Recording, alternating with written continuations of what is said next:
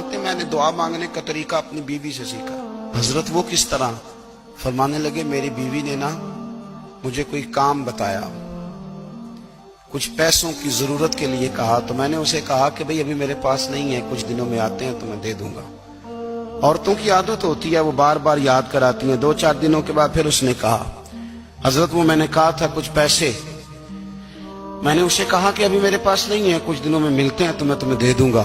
اس نے کچھ دنوں کے بعد پھر کہا حضور وہ میں نے کچھ پیسے کہے تھے۔ فرماتے میں نے ڈانٹ دیا، میں نے کہا کہ کیا تو روز مجھے شرمندہ کرتی ہے، کہا نا میرے پاس نہیں ہے، ہوں گے تو دے دوں گا، تو روز یاد کراتی ہے۔